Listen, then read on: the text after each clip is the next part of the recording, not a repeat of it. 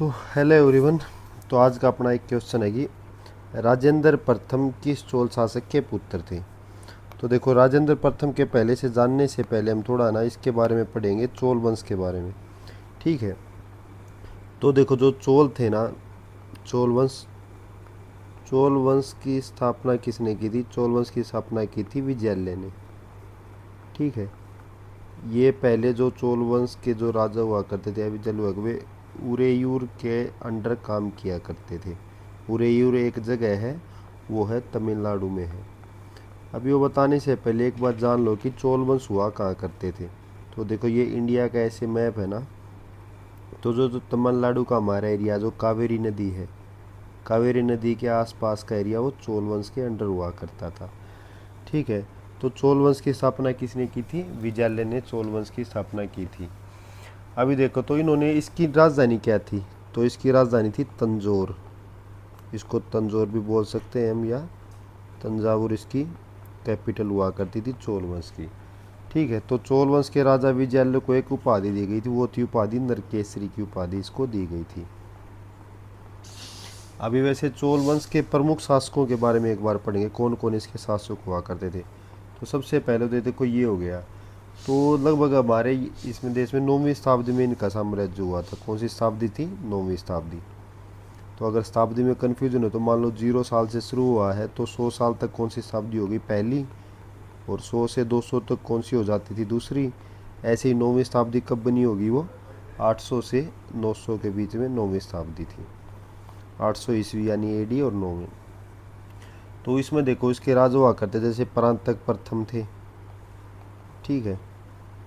परांतक प्रथम के बाद आए थे राजराज प्रथम। राजराज प्रथम इसके राजा बने थे। राजराज प्रथम के बाद आए थे राजेंद्र चोल।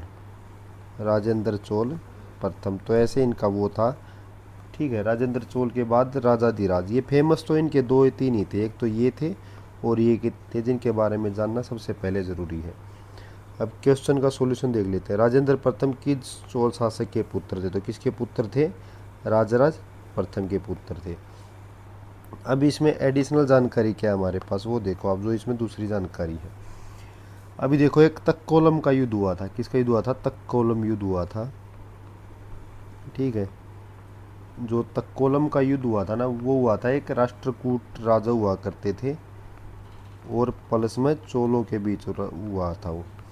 ठीक है। जिसमें राष्ट्रकूट राजा हुआ करते थे, कोई कृष्ण तृतीय थे, कृष्ण थर्ड थे। उन्होंने चोल शासक परांतक प्रथम को हरा दिया था।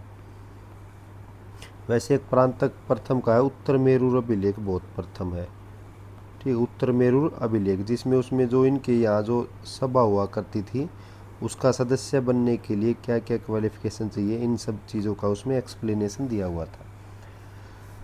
अभी देखो, अब राजराज प्रथम के बारे में पढ़ेंगे। तो देखो, जो राजराज प्रथम हुआ करते थे ना, उन्होंने श्रीलंका पर विजय प्राप्त की थी। ठीक है। जो श्रीलंका ना अपने यहाँ, तो श्रीलंका, तो यहाँ विजय प्राप्त किसने की थी? राजराज प्रथम ने। और उसने वहाँ जाकर एक कैपिटल बनाई थी श्रीलंका में, उसको हम बोलते हैं मुम्बडी चोल मंडलम। क्या था? मुम्बडी चोल मंडलम। और इससे पहले एक बहुत ही इंपॉर्टेंट जानकारी मैं आपको, जो विजयालय थे ना, उन्होंने एक बहुत ही फेमस मंदिर बनाया था, वो था निशुंभ सुदिनी देवी मंदिर। ये क्या था? निशुंभ सुदिनी, जो देवी का मंदिर था ना, वो किसने बनाया था? वो विजयालय ने बनाया था, निशुंभ सुदिनी देवी मंदिर। ठीक है। अब ये उत्तर में, उसके बाद देखो, राजराज प्रथम श्रीलंका चले गए, तो श्रीलंका जाकर उन्होंने वहाँ के राजा को हरा दिया और चोल साम्राज्य का हिस्सा बना लिया, और वो एक थी मुम्बडी चोल मंडलम को उसकी राजधानी बना दिया। ठीक है। राजराज प्रथम है ना, वो शैव धर्म को बहुत मानता था, यानी शिव धर्म को बहुत मानता था, इसलिए उन्हें तंजौर में एक मंदिर बनाया, राज राजेश्वर। तो हम याद कैसे रखेंगे? जो इनका नाम था राजराज, तो इन मंदिर में भी क्या है? राजराज। तो इस मंदिर की स्थापना की थी राज प्रथम ने। उसके और भी दूसरे नाम, उसको वरदेश्वर मंदिर भी कहा जाता है। ठीक है। वरदेश्वर मंदिर भी इसको कहा जाता है। अभी देखो, उसके बाद आते हैं चोल के जो राजा सबसे फेमस हुए थे, वो कौन से राजा थे? वो थे हमारे राजेंद्र चोल। देखो, राजेंद्र चोल का ऐसा था कि जो चोल साम्राज्य का सबसे ज़्यादा विस्तार हुआ था राजेंद्र प्रथम के काल में। यानी सर्वाधिक विस्तार किसके उसमें हुआ था, राजेंद्र प्रथम के काल में चोल साम्राज्य का। उसके बाद देखो उन्होंने एक बंगाल में शासक हुआ करते थे, जैसे ये हमारा भारत है तो यह बंगाल में ना पाल वंश का शासक हुआ, पाल वंश से शासन करते थे। तो वहाँ के एक राजा हुए थे जो थे, किसका नाम था उनका, महिपाल। ठीक है, तो इन्होंने महिपाल को हरा दिया था और वहाँ पर अपना शासन, मतलब वहाँ तक अपने साम्राज्य को बढ़ा दिया था। और जैसे यहाँ गंगा बहती है ना अपने यहाँ बंगाल में, तो वहाँ पर जो एक जगह बसाई थी, तो उस जगह का नाम था गंगे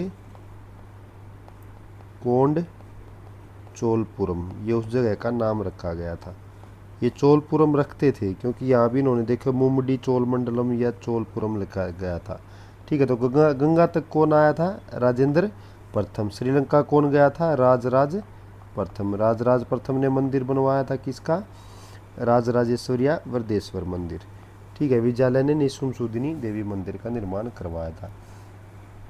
ठीक है, तो ये इसके बारे में था। तो ऐसे गंगे कोड चोल किसको दी गई थी उपाधि, चोल वंश के जो राजा हुए थे राजेंद्र प्रथम को, गंगे कोड चोल।